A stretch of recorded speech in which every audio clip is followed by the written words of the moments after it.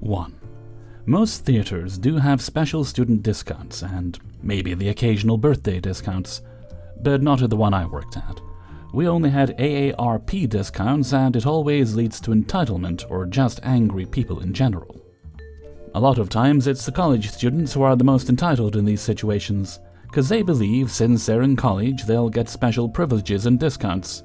It usually starts with, "I'll have 2 tickets for a so-and-so movie." Okay, it'll be $12. Adult prices are around $6. We're college students. Do we need to show you our IDs? We don't have college discounts. What do you mean you don't have college discounts? It's not part of our policy. Well, other theaters do. I'm sorry that they do, but we don't, and I can't do anything about it. I don't make the rules.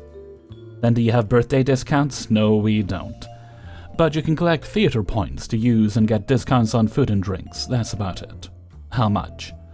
Well, if you have a rewards card, I can pull it up and check. Well, I don't have one. I just want to know how much I need for the discount. Sorry, but I can't tell you how much to get the discount. We did, but we didn't want to tell these entitled customers. They'd get mad and storm off, grumbling under their breath, until usually an elderly customer would come in to watch a movie, where the college students would come back and ask, why were their tickets cheaper? And what's AARP? I'm not fully sure what AARP is and don't want to say the wrong word, so I'm not to say it, in case I accidentally give out false information. But these students would start claiming that their grandparents have one and ask to use it. Of course we say no, because it's not theirs, and we need an ID confirmation. If it was actually theirs. After much back and forth, they'll demand for a manager to speak to, and usually it's a GM who works most opening shifts. She's a no BS kind of person. She'd tell them everything we just told them, and they'll be told, either buy a ticket or leave, because we don't have any student or birthday discounts.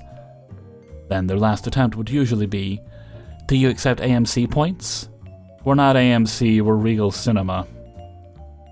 Well, they're better anyways. Fine, go watch a movie there then, but I'm not giving you a discount I don't have. This is usually where the customers would storm out screaming, "You just lost a customer!" We just stare silently for a second and go back to work. 2.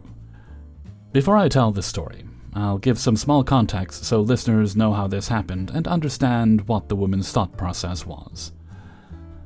I'm one of the leading cashiers at a grocery store chain. I've worked there many years now and seen a variety of people, including thieves. So I can pick up on it quite easy, and have some tactics on how to discourage thieves at the register. One of the most common ways people steal at my store is using sales tags. When an item goes on sale, it's because it's close to the expiration date. We tape on a sales sticker and put it on the sticker shelf. Sometimes people try to peel off the stickers and place them on more expensive items.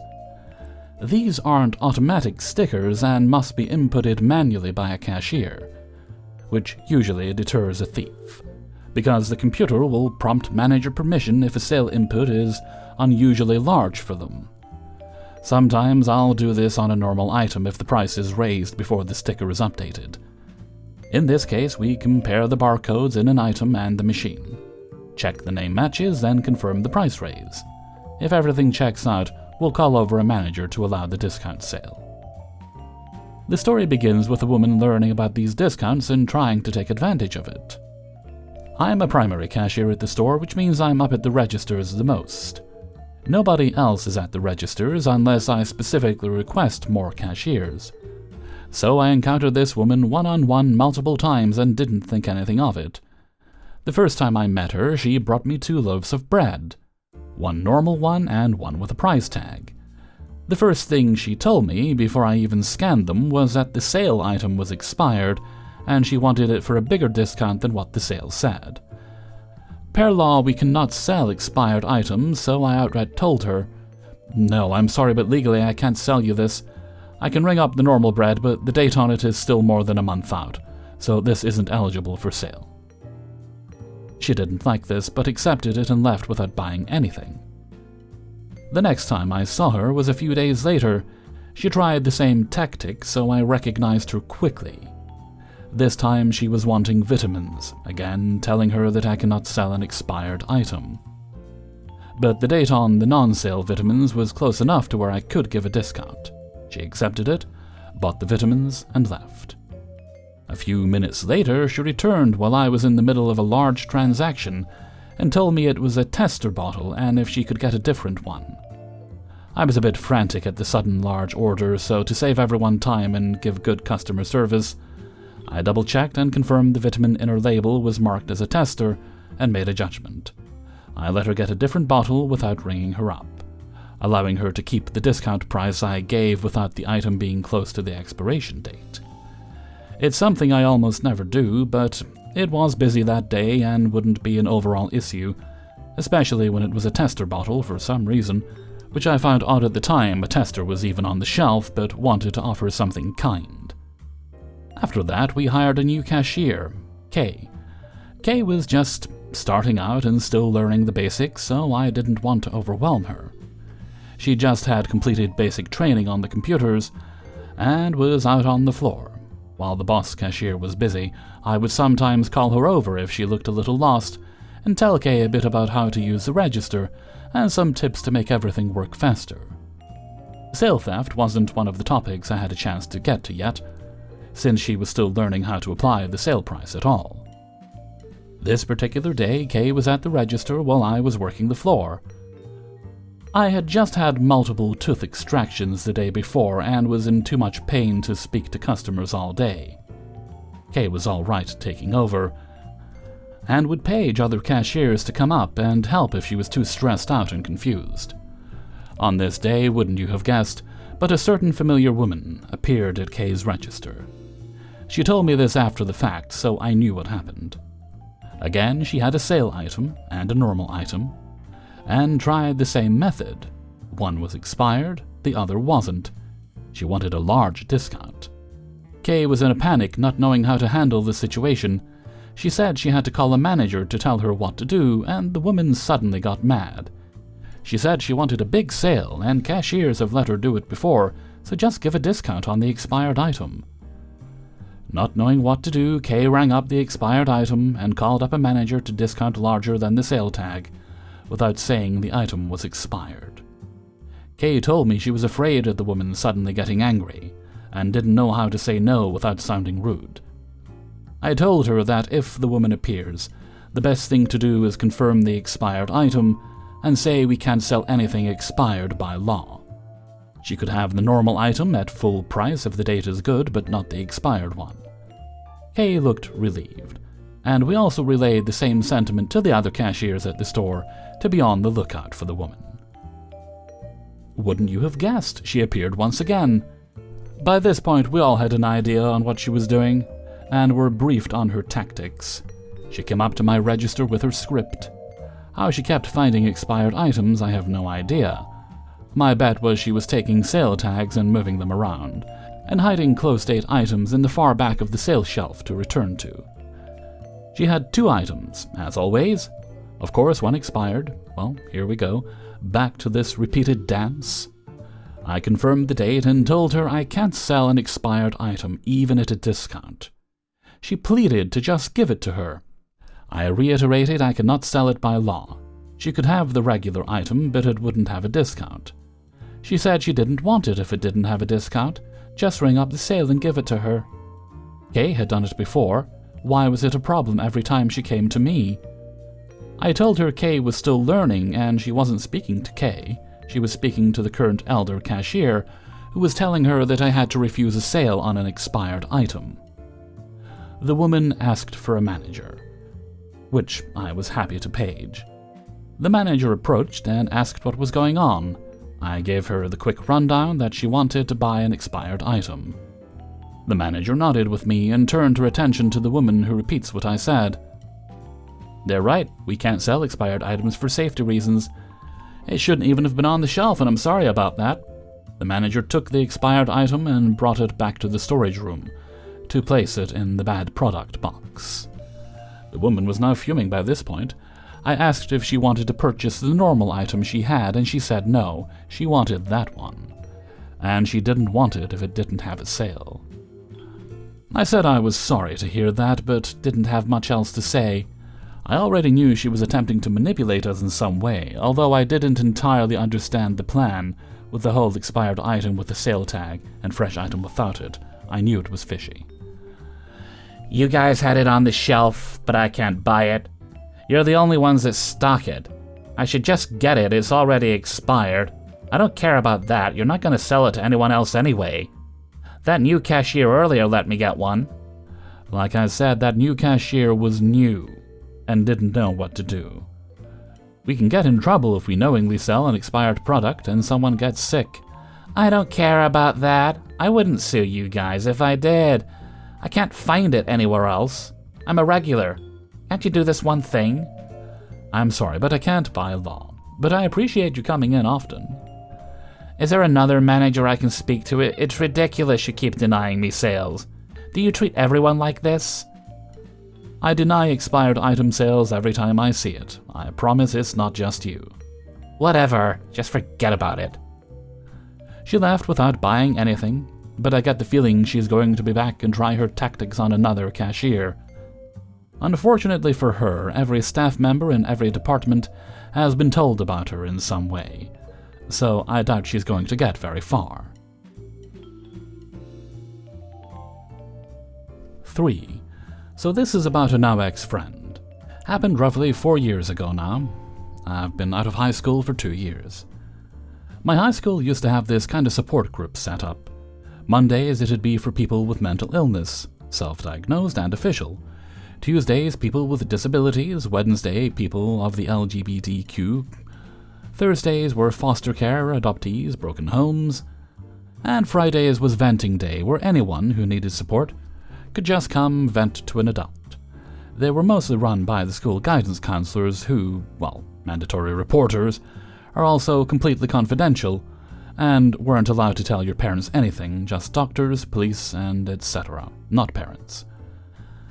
I can say I attended many group days, but for the purpose of this story, we are talking about Tuesdays. I have optic nerve hypoplasia. In other words, my optic nerve is too short in my left eye. I have no vision. I attended the group because it was the only way I found people who knew how hard it was to function day to day with no depth perception. It was little things, not being able to throw or catch well, or pour things easily, constantly falling down the stairs. Small things that me and many lazy eye or others with ONH had in common, and it was so freeing to have someone to talk to. Then a girl named Jessica joined the group. Jessica was in a wheelchair, and surprisingly was the first wheelchair user we had in my time there. We all tried to help her out. In the morning, one of us would get the key to the elevator for her, since it was up a flight of stairs so she couldn't get the key, to use the key. She seemed nice, but after a week she started making small digs at people in the group, about how our disabilities weren't that bad, or our complaints were kinda sad. We tried to ignore it. The counselors told her no one's complaints were sad, everyone had problems. But she didn't stop. One day we all decided to talk for a few minutes about our specific disabilities. The counselors said it'd be fun if we could all give mini presentations to the group about our disabilities, and that those with the same condition should pair up, and maybe we could even present them to the school. I paired up with 2 people, let's say Jack and Jill. They also had the same problem. We all only had it in one eye, with some minor vision problems in the other eye. We put together a presentation about everything we knew, from potential causes, a lack of a way to fix it, to our everyday struggles and how we adapted. We gave our presentation and then asked if anyone had questions, and Jessica raised her hand and said, "So, you can walk, talk, see, hear. How exactly is missing just one eye a disability? You have all 4 limbs and you can do anything you want." It took a moment for me to regain composure before I responded with, "I can't do everything. I'm not allowed to drive heavy machinery. I can't drive for work. I can't be a pilot, can't be a police or firefighter, can't do delivery work. and in many stores I can't work due to equipment needed to unload trucks and stock shelves. When picking a career and future, I have to look so deeply into the job to ensure I won't hurt myself or anyone else. I'm disabled. It's an invisible disability, but it is a disability. She scoffed, and one of the counselors had pulled her out to talk to her, but unfortunately, during the next presentation, that didn't stop her. The next one was about a girl who was born deaf. She had cochlear implants, so she could hear, but she's still deaf without them, still disabled. At the end, Jessica raised her hand and said, "You don't really belong here, though. You can hear just fine now, and you can do everything, can't you?" The girl wasn't a pushover, though, and I guess after seeing what Jessica did to us, was ready. "No, there are things I can't do. Some technology interferes with my implants, so I can't work with. My hearing is so sensitive compared to yours that I have constant headaches, so only wear my implants for a short amount of time a day, which means my job can't require 8 or more hours of hearing. I'm still disabled, and if my implants get damaged, I will be stuck, unable to hear for a long time." The counselor dragged Jessica out again, and that time she didn't come back. We didn't see her again in the group. We saw her around the school, but her cousin got the key for her from then on. The counselor apologized to us for the problems, and we had finished presentations. But a day that was supposed to be fun to learn in depth about each other's problems was soured by her entitlement to decide what is and isn't a disability. 4. This happened about 4 years ago, and now that my mom is no longer at her current job, I feel I can post about this incident. Give you some of a background. I live in a somewhat small town. My family has lived here for years. It is one of those times where, growing up, I had to be on my best behavior because everyone knows everyone. One time I was picked up by some friends who were going egging before picking me up, and by the time I got home, my mom had already had 3 phone calls from people telling on me that I was in the car that was egging. Everyone knows everyone and is related to everyone. My grandma was very involved in the community, and everyone calls her grandma. My mom is also very involved in the community, and I swear she knows everyone. She was also on the school board and president at the time of the event that I'm about to share. So back in 2020, my grandma was renting a house from a family who has also lived in the town forever. They are actually seen as slumlords in town. Their properties they rent out are not the best. However, considering our family history and their love for my grandma, they rented out one of their better, smaller houses to her. The house was a house. We had to do a lot to it on our dime before my grandma and my grandma's brother could move in. The house had old appliances, and the doors were the original in this 1950s house. So my grandma, an 86-year-old, became ill, and it was hard for my mom, 59 years old, to get her in and out of the house due to the very wet conditions. My mom honestly was having a horrible time getting her to the car. My grandma had also fallen a few times as well. There was a swamp of black, slimy mud between my grandma's yard and our only available parking constantly. My mom reached out to my grandma's landlord and asked if she would provide a sidewalk or some type of safe passage to the street. My mom was told that was city property and she was not allowed to do anything. So my mom reached out to the city, people who had every reason to believe would care about the safety of my grandma, great-uncle, or any other senior citizen. The city said it was a landlord problem and she needed to put in a driveway. Just add a lot of the people who work for the city are people my family have known for years and have lived in the town for years themselves. My grandma babysat over half of them. When my mom kept getting the back and forth between city and landlord and had no luck appealing to the Public Works Committee, she finally told Bob, who is head of Public Works, she would just take care of it herself. Bob has been in the town for years and is actually distantly related to the landlord. At that point, the mayor, Chelsea, ordered the city workers to set aside other projects that came from them and go to my grandma's property. Nothing was done to improve the situation. They spent the day putting in dirt, grass seed, straw, and huge boulders. That made access to our only parking spot even more difficult. It was February, no grass was going to grow. Also, the mayor Chelsea is someone who grew up in the town. She is someone who went to high school with my older cousins and is actually distantly related to my family.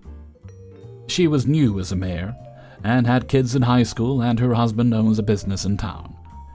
She used to actually be neighbors to my aunt. She is not the brightest bulb in the tanning bed. She also is the typical mean girl.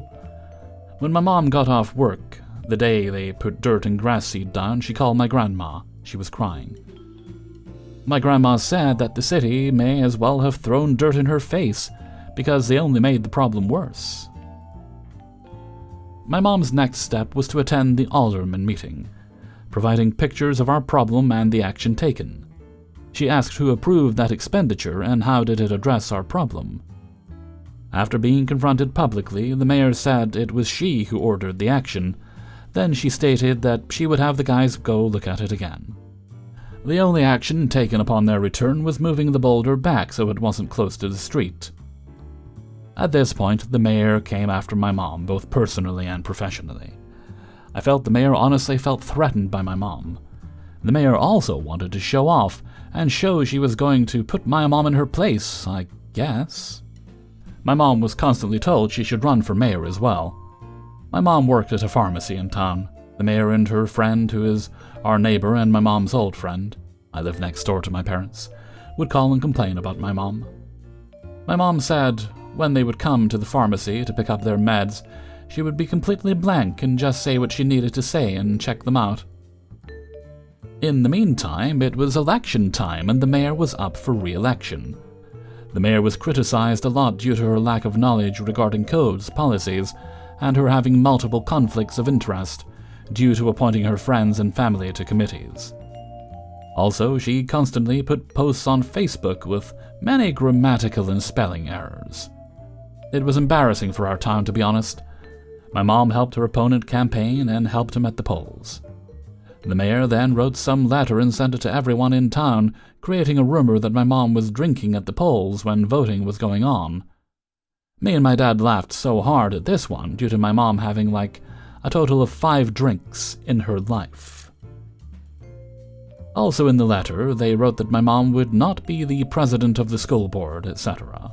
Due to this rumor, the harassment at her work got so bad that my mom's boss asked if something was going on, due to the same women calling and complaining about her, and he thought it was odd because he did not see anything wrong with what she was doing.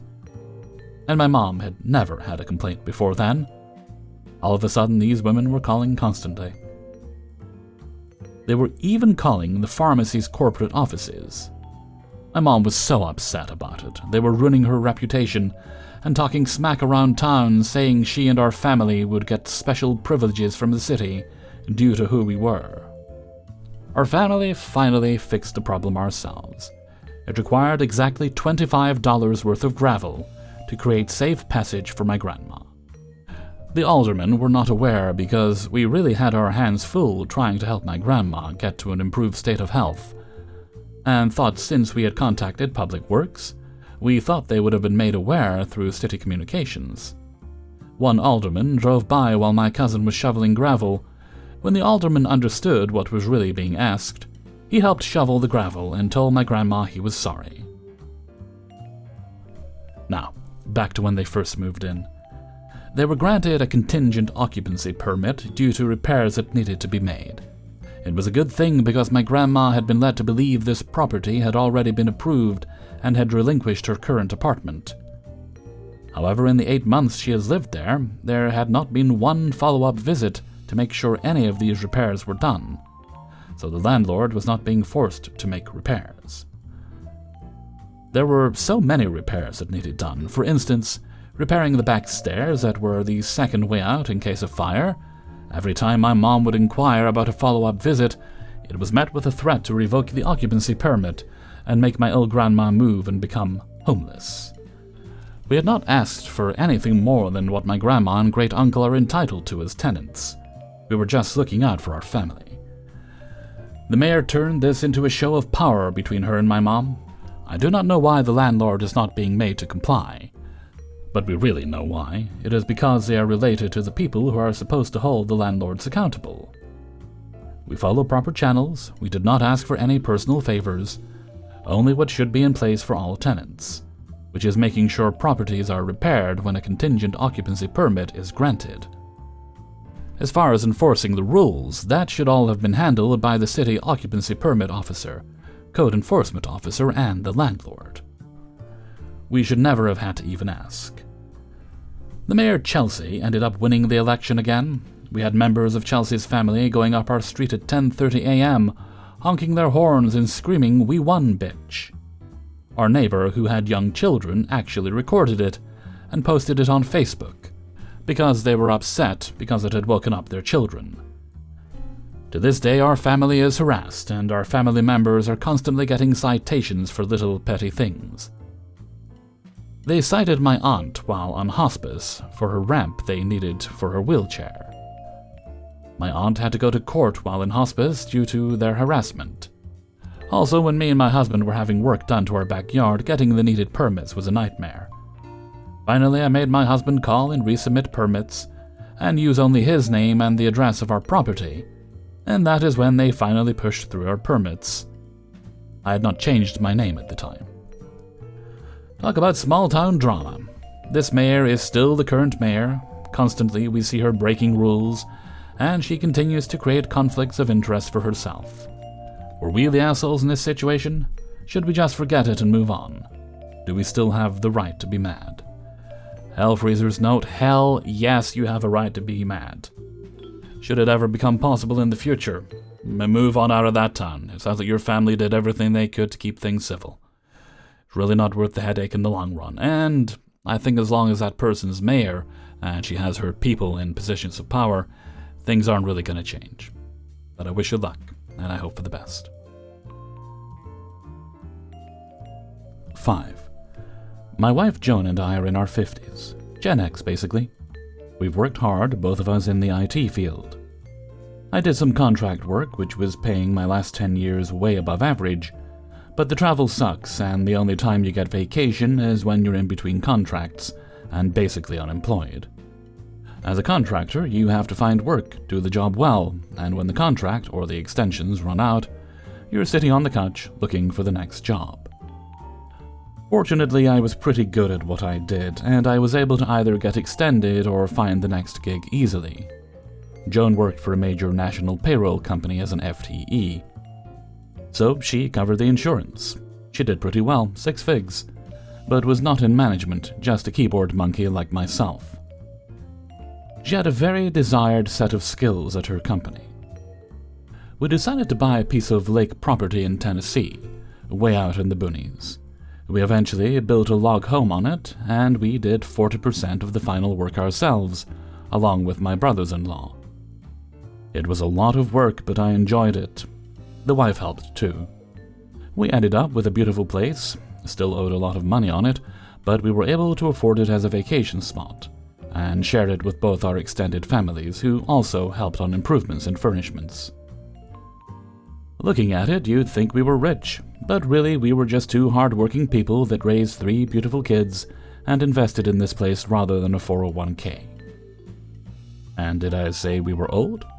Yeah. We save whenever we can. We still had 2 mortgages, but we were doing okay and living our life. We never bragged on the place, it's just a fun common interest that she and I both had, and it was great to enjoy with family and friends. So one day at Joan's corporate office, one of the VPs of the company, somebody younger than her and about 4 levels above, walked past and saw my wife's PC with a picture of the log home overlooking the lake.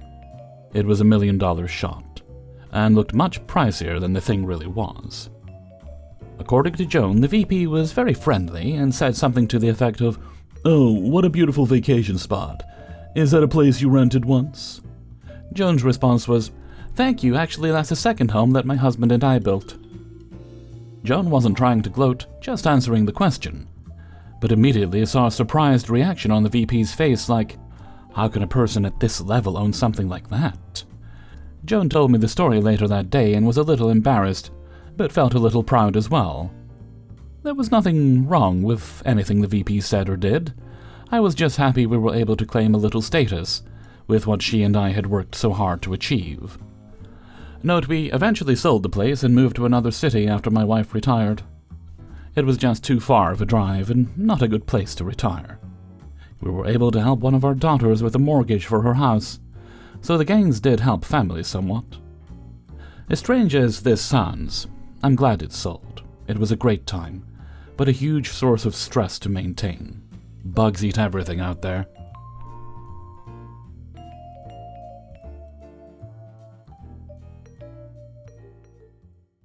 Hey everybody, Hellfreezer here, and thank you very much for listening to Idiots in the Wild, episode 158. And thank you very much to everybody who allowed me to use their stories in this video. Before you go, please press the like button. It lets YouTube know you enjoyed the video.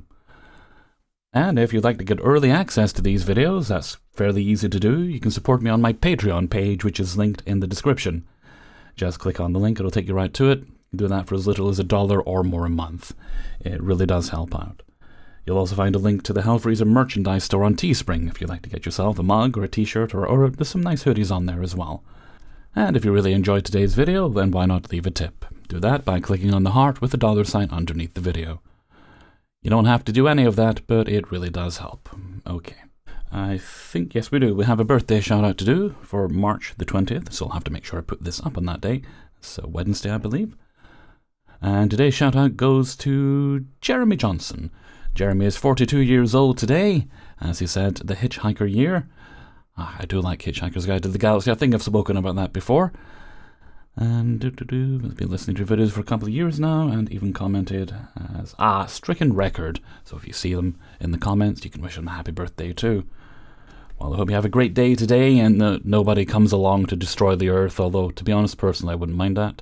Make sure you have some great food and some yummy cake if you like cake. Don't feel pressured.